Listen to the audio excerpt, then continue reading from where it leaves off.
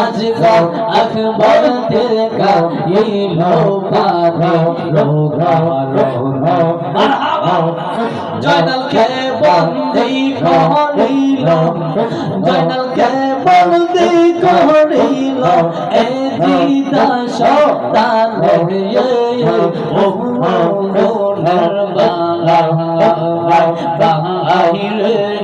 কারবালায়া নীল তোমারি কহিল ইয়ারে ও মোর বালা বাহিরে কারবালায়া নীল তোমারি কহিল মাশাআল্লাহ